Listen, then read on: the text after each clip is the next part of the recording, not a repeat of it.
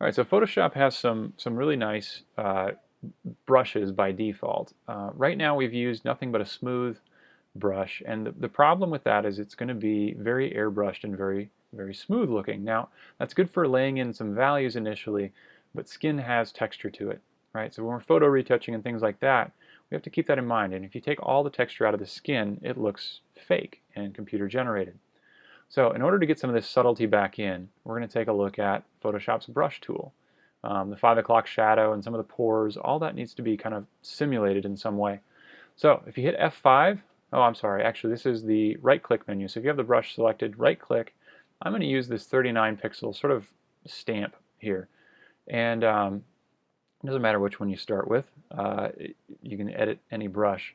But if you look at it, it's basically just a single stamp, and as you drag it around, it's not very subtle. Even if we change the opacity of it so you could build up slowly, it isn't very subtle, and you sort of get this artificial look to it. So we're going to try to make this brush look a little more natural.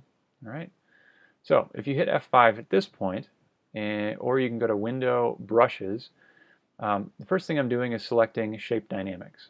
And what Shape Dynamics will default do is set it to pen pressure. So if you have a graphics tablet, a Wacom Intuos or a Bamboo or a Cintiq, if you're lucky, you have pen pressure set up so that as you press harder, the stroke gets thicker.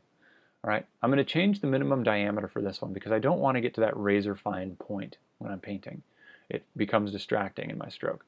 The problem is there's a lot of different options, but basically experiment. Okay, so I'm clicking on scattering, and I'm going to scatter this stamp essentially in both axes in the X and Y. I'm also going to flip the X and Y jitter of the stamp, meaning that it's not going to be the same stamp repeated over and over. It's actually going to be flipped horizontally, I believe it is, and vertically actually with the X and Y. So the last thing I'm doing is transfer here. And transfer is going to take out the hard edge towards the end and the beginning of my stroke. All right.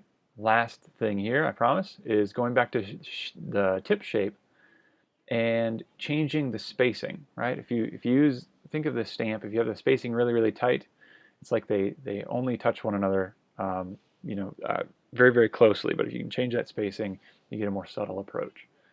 All right. Next thing to observe is to look up where, after color is selected here, the opacity is only at 10 and 20%. I'm changing those so that I can build up my texture really subtly and slowly. All right, that's going to be key here. And if you can see, I'm not painting the whole thing. I don't want them to look like a sandbox or like a grainy surface. What I want them to look like is anytime light changes, anytime there's a shadow that begins, so finding those core shadows, I'm adding in a very subtle texture to it. So the sun or the studio lighting or whatever it is that he's being lit by is changing really subtly as it curves around the surface of the face. All right, and I'm starting with only those places where light changes. I can do that. Again, we want to concentrate on the eyes because that's where our eyes focus as humans. And if I zoom in here, you can start to see some of the difference. It's pretty subtle, but in general, you want to be working lightly and build this up slowly. And then eventually, once you get to a point where you're comfortable with it, draw as much as you can from full size because we don't want to get lost in minutia and in the minor details. But instead, we want to build this texture up in a subtle way.